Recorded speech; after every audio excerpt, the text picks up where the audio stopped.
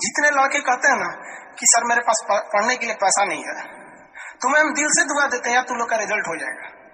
सच बताते हैं, जिसने संघर्ष किया इस जीवन में उसको ये चीज हो जाता है, बहुत उसके अंदर मेहनत आता है पढ़ने के लिए।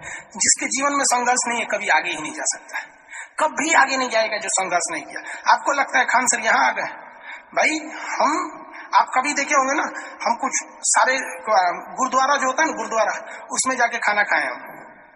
सोचो गुरुद्वारा में जाके खाना खाए, वो भी नहीं था मेरे पास। गुरुद्वारा में वो लोग ना गरीब अमीर नहीं देखता है, हिंदू मुस्लिम नहीं देखता है, और वहां जाके वो लोग खाना खिला देते हैं। अनाथ आश्रम में जाके खाए, इसलिए आज भी अपना चलाते हैं। तो ऐसा नहीं है कि किसी को कामयाबी बना के मिलती है, लेकिन जो इंसान मेहनत करेगा ना उसे कभी कोई आगे बढ़ने से नहीं रोक सकता। पढ़ाई से मुंह मत मोड़िएगा, समस्याएं आती रहेंगी जाती रहेंगी, आप पे लोग हंसेंगे। याद रखिएगा मेरी बात, जिस पर ये जग हंसा है उसने इतिहास रचा है। हमारे रिलेशन में बहुत से लोग कहते थे कि का ये लड़कवा को पढ़ा रही है, क्या करेगा, पढ़ के कोई राजा महाराजा हो जाता है। एक भेजिए कहीं काम करने के लिए, सऊदी उदी भेज दीजिए। मुस्लिम लोग तो ज्यादातर सऊदी चल जाते हैं, लेकिन मम्मी मेरी नहीं, मम्मी को पथरी था फिर भी नहीं पढ़ा। कहती नहीं बहू तुम पढ़ो ही पढ़ो।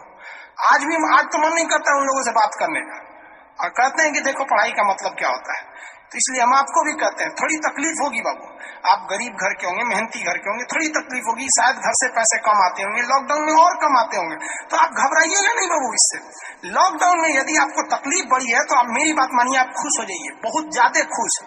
रीजन समझिए, रेस में जब घोड़ा दौड़ता है ना, तो घोड़े के पीठ पर बैठा हुआ उस घोड़े का मालिक उसे चाबुक से घोड़े को बहुत मारता है, बहुत मारता है, घोड़ा को दर्द होता है। वो सोचता है कि मेरा मालिक हमको तकलीफ क्यों दे रहा है। उस घोड़े को पता ही नहीं है यार तुम्हारा मालिक तुम्हें जिताना चाहता है। उस चाबुक के डर से वो घोड़ा दौड़ता है और लास्ट में वही घोड़ा जीत जाता है। तो याद रखिएगा, आपका मालिक ऊपर वाला है। अगर वो आपको बहुत तकलीफ दे रहा है ना, तो आप उस तकलीफ से घबराइए मत, बल्कि खुश हो जाइए कि आपका मालिक आपको जिताना चाह रहा है। जिस घोड़े को चाबुक नहीं पड़ेगा वो कभी रेस नहीं जीत सकता है। तो जिस इंसान को कभी तकलीफ नहीं देगा भगवान, वो कभी आगे नहीं जा सकता है। वो पत्थर कभी नहीं पूजा जाएगा जिसे छीनी हथौड़ी से तराश कर एक मूर्त की मूर्ति न दी जाएगी यहाँ पर। तो आपके जीवन में अगर तकलीफ नहीं आती है तो आप आगे नहीं बढ़ेंगे। और जिन्हें तकलीफ आती है, गरीबी आती है, समस्याएं देखने को मिलती है, पड़ोसी हंसता है, याद रखिएगा एक दिन वही लोग आपका नाम इज्जत से लेंगे वहां पर। और फिर आप उन लोगों से खैर आप माफ कर दीजिएगा, सबको माफ कर दीजिएगा, ये बहुत बड़ा अपने आप में बल है।